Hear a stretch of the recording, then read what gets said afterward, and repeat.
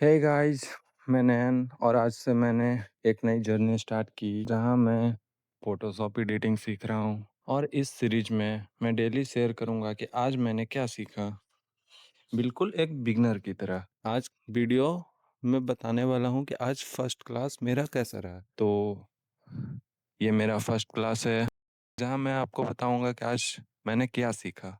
Simply आपके सामने ये रहा फोटोशॉप का इंटरफेस। ये जनरली आप जब फोटोशॉप खोलोगे तो ये ब्लैक रहेगा।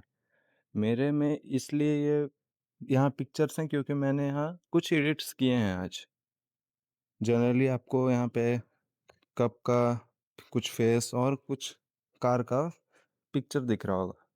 ये सब मैंने आज एडिट किया है, इस वजह से मेरे इंटरफेस में ये शो कर रहा है। क्रिएट न्यू का ऑप्शन, जब हम क्रिएट न्यू पे क्लिक करेंगे, ये मेरी फर्स्ट क्लास है इसलिए मैं इसका नाम क्लास 1 रख देता हूँ। हो गया। क्लास 1 के आपको नीचे दिख रहा होगा विद।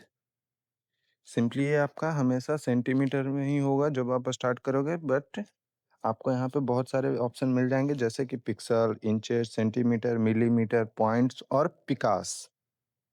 ये आपका सेंटीमीटर में आप हमेशा यूज करिएगा।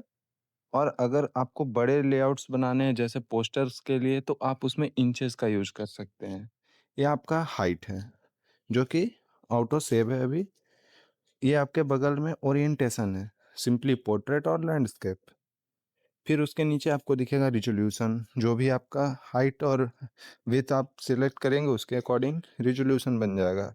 रिजोल्यूशन के भी बहुत सारे मीटर्स हैं जैसे कि पिक्सल और सेंटीमीटर। फिर आपको उसके नीचे दिखेगा कलर मोड।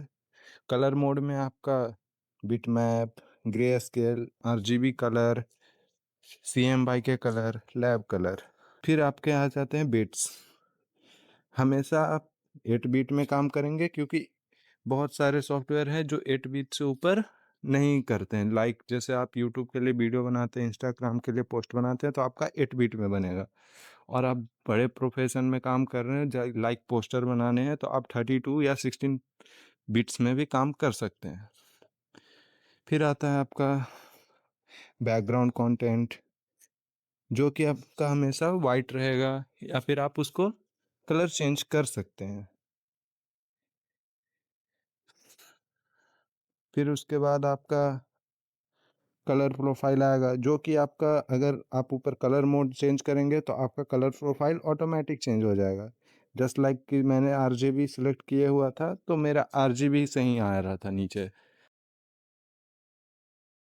और जब मैं सीएम बाई के यूज़ किया तो सीएम बाई के आने लगा। फिर उसके नीचे आपका मिलता है स्क्वायर पिक्सल, जो कि आपको ही पता है कि पिक्सल्स हमेशा स्क्वायर शेप में ही रहते हैं। यहाँ पे आपको दिखेगा recent, saved, photo, print, art and illustration, web, mobile, film and video. हमने यहाँ पे पेज सेलेक्ट करके स्टार्ट कर लिया। अब आपके पास यहाँ पे वाइट बैकग्राउंड आ रही होगी, जैसा आप देख सकते हैं। आपको ऊपर साइड में मिलेगी मेनू बार, जिसमें आपको जनरली फाइल्स दिखेंगी, आपको एडिट दिखेगी, इमेज दिखेगी, लेयर दिखेगी, टाइप दिखेगी, सेलेक्ट दिखेगी, फिल्टर दिखेगी, 3D दिखेगी, व्यू दिखेगी, प्लगइन्स दिखेगी, विंडो दिखेगी, हेल्प दिखेगी। अब आपके सामने यहाँ पे हमारे पेज पे आ गया है इंटरफेस या पेज जो भी बोलिए। यहाँ पे आ गया है ये कार की पिक्चर। अब सिंपली हम इस कार के पिक्चर्स के साथ आपको सारे टूल के बारे में बताएंगे। मतलब सारे तो नहीं, बट आज जितना कवर किया गया मुझे उतना ही कवर मैं कर लूँगा।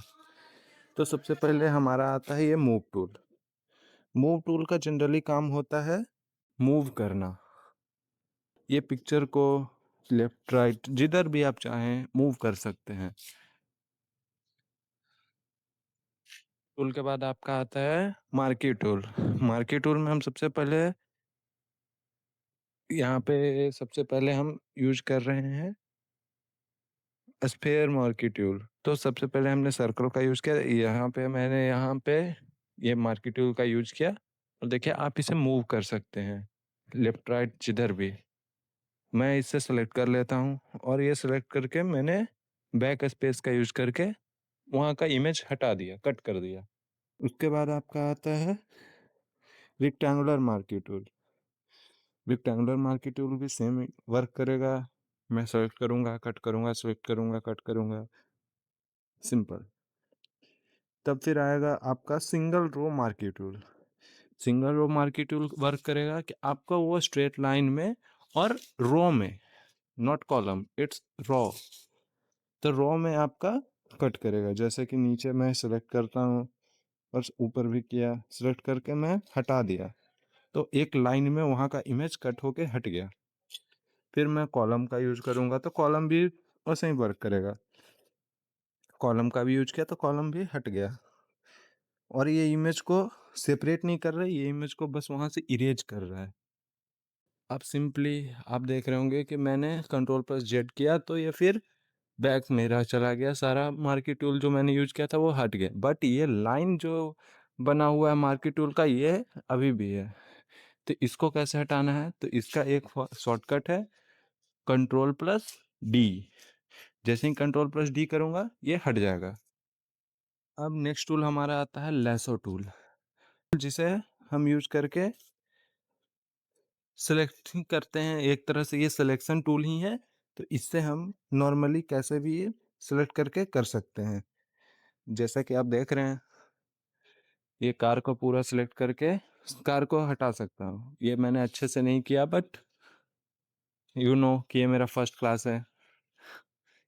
फिर हम यूज करेंगे पॉलीगॉन लैसो टूल का। पॉलीगॉन लैसो टूल से स्ट्रेट लाइन में हम लाइन कर सकते हैं सिलेक्ट। जैसा कि देख रहे हैं, मैं सिलेक्ट कर रहा हूँ और सेलेक्ट करके इरेज कर सकते हैं, या फिर वहाँ पे अलग इमेज डाल सकते हैं। वो आगे की क्लासेस में पता चलेंगे कि इमेज कैसे वहाँ पे दूसरी डाली जा सकती है। तो ये मैं अभी एग्जांपल दे रहा हूँ कि कैसे कट कर सकते हैं इससे।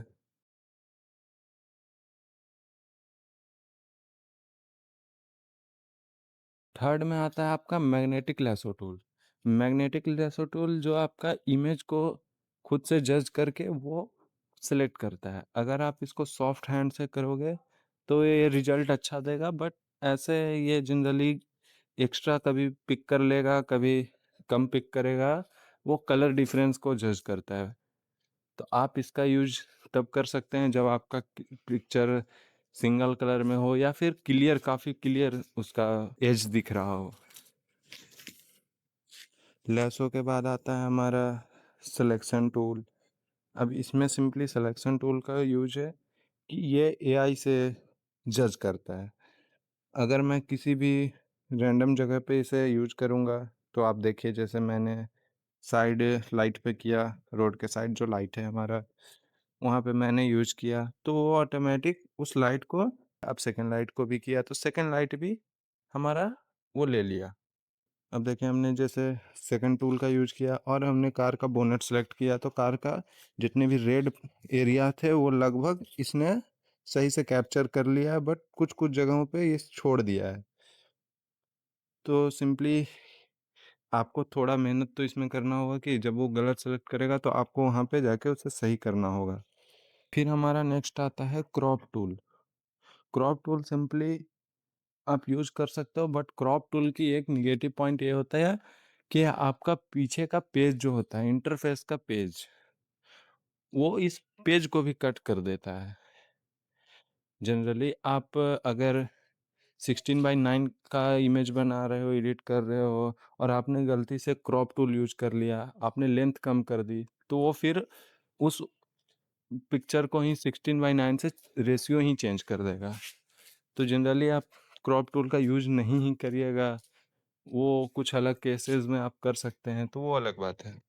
तो यही थी मेरी फर्स्ट क्लास मेरा यहीं पे एंड हुआ। एक दिन में मैंने ये सीखा, और मैंने कुछ और इमेजेस पे प्रैक्टिस की है। Thank you.